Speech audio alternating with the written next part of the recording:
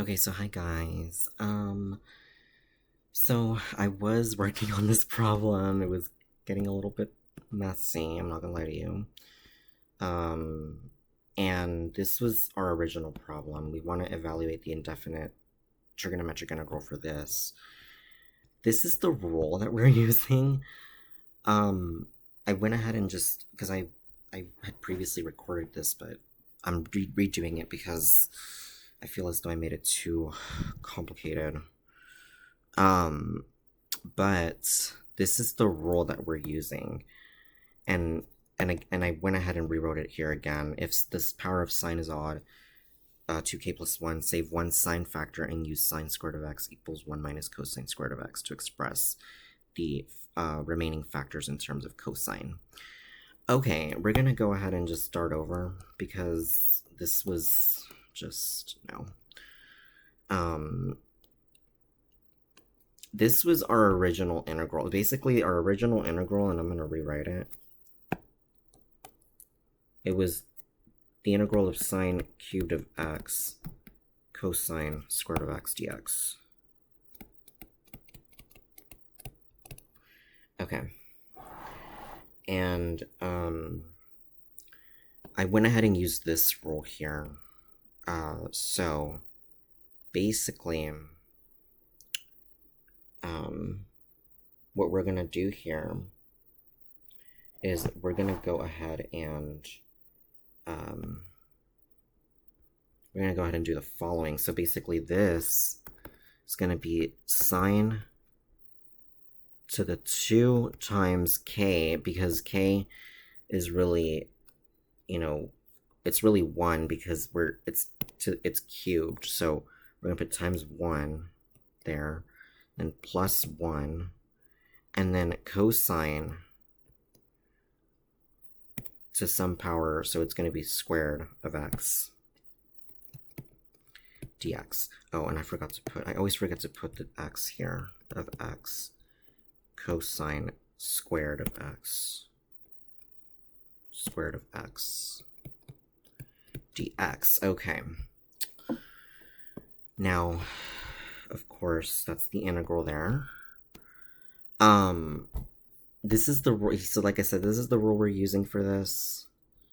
We're doing the integral of this, and this is the rule. Let me kind of reread it again. If the power of sine is odd, which is 2k plus 1, right? Save one sine factor and use sine squared of x equals 1 minus cosine squared of x to express the remaining factors in terms of cosine. So that is the rule we're using for this, guys. There's a lot of rules for trigonometric integrals. I mean, at least a few, right? And I'm doing this first example. And so basically the way this is going to go, and I'm just doing this entire rule here. So now that I've done, I've done this, basically I did it in this form. I went ahead and put it in this form. And now what I'm going to do is I'm going to go ahead and it's going to be equal to, and it's going to be the integral of sine squared of x. So let me hold on. Sine squared of x. And I know that my k value is 1. So let me write that down. To the first power. So I'm basically writing this rule down. Times cosine raised to some power. So it's going to be cosine squared of x.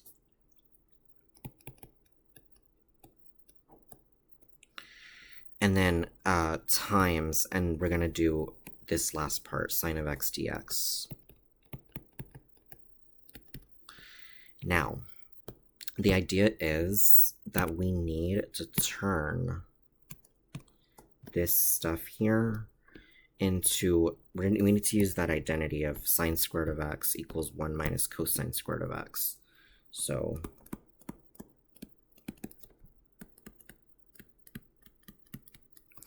and so the way that it's going to go is going to be the integral of 1 minus cosine squared of x, right?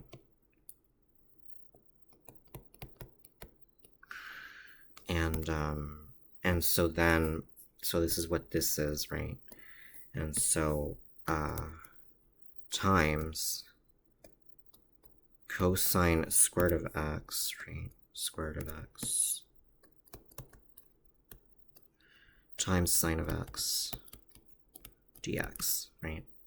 If I'm doing this really quickly, guys, I do apologize. I do not want to over-explain this. There are rules. If you are taking calculus, and I would recommend you read the rules for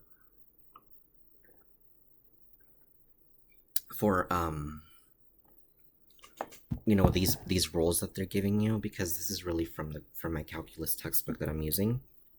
I would read the theorems very well, and you can see why I'm doing this.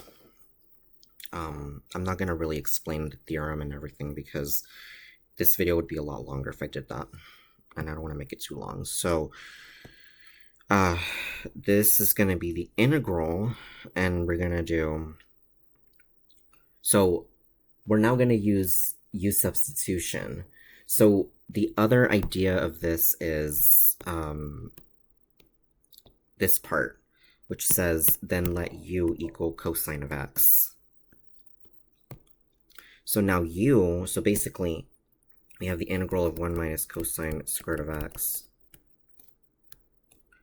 times cosine squared of x, right? Yes, I think, right? Oh, Lord. Okay, there we go, yeah.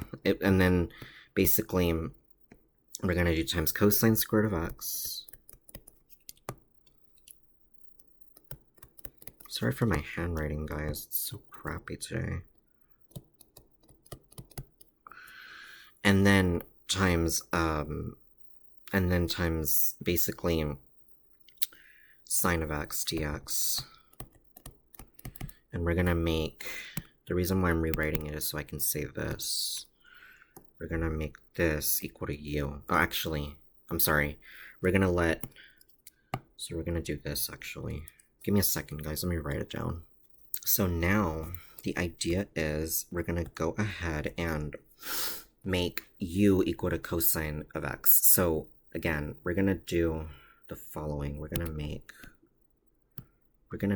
this. We're gonna let this be equal to u. So u is really cosine of x, and that is the, you know, that is what we're substituting. We're using u substitution for this. We have to do u substitution from this point forward. So now, and then we're gonna do du. So anytime you do u for integration, you always find du. So du, the derivative of u with respect to x, is gonna be negative sine of x dx. And of course, right, I want to be very clear, and you have to be very careful, because this is actually sine of x dx, not negative. So what we have to do is we need to take that,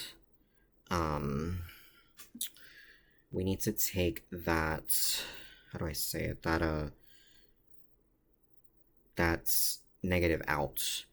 So it's really gonna be divided, we're gonna do divided by -1 to get negative du equals is equal to sine of x dx, because that way we can just plug this entire thing in for this. But you have to be careful with your signs. So this is gonna be the following. I'm gonna try to write it down as best as I can here, so y'all can see what I'm doing. I'm gonna make u equal to this, so it's gonna be the integral of 1 minus, it's gonna be u squared, and there's a reason why I'm color coding this, so that y'all can see what I'm doing. And then times u squared again, so it's gonna be u, and then quantity squared.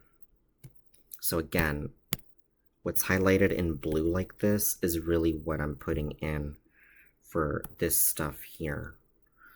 And then times, and negative du is what sine of x dx is.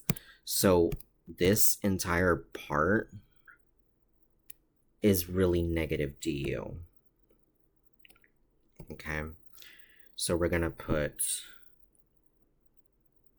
negative du like this. But there's a negative being multiplied right here, so we need to take that out. So it's gonna be it's gonna be negative, and actually let me do this, negative the quantity 1 minus u squared times u squared times u squared, and it's gonna be du. So basically it's gonna look like this. And so this is the whole integral that we're doing now. So now all we have to do is power rule. I'm gonna rewrite of integration. Just so you guys remember what it was. The integral of u raised to some power n du is equal to u to the n plus 1 over n plus 1 plus c, such that n plus 1, or such that n does not equal negative 1. So we're going to use that rule now. So really, this is going to be equal to, and we're actually going to distribute this negative in. So we're going to do the integral of negative 1, so distributive property here, plus u squared, this whole thing times u squared du. And now all we have to do is rewrite this as the integral of u squared times negative 1 plus u squared du. Distribute that negative in, or that u squared in there. So we're going to do the integral of negative u squared plus u to the 4th du. And now we're using the power rule. So it's going to be the integral of negative u to the 2 plus 1 over 2 plus 1 plus u to the 4 plus 1 over 4 plus 1. And actually, we're already integrating it, so we don't need that integral symbol. So then we have negative u cubed over 3 plus u squared over, u to the 5th over 5, excuse me. I'm going to write it in terms of descending exponents. So it's going to be u to the 5th over 5 minus u cubed over 3. Now we're going to substitute back u equals cosine of x. So again, u was equal to cosine of x. So we're going to substitute that back in now. So we're going to do, this is really going to be, and then it would be plus the constant of integration c, but we're going to substitute it back in. So we're going to do cosine to the 5th of x over 5 minus cosine cubed of x over 3 plus the constant of integration c. And that, guys, is our final answer for this. So that is how you do this particular problem. So if anybody has any questions over this, please let me know. And I know that this was a little bit lengthy, but if anybody does have any questions, please let me know. And also please like, comment, and or subscribe. And I will see you guys in the next video. Bye, guys.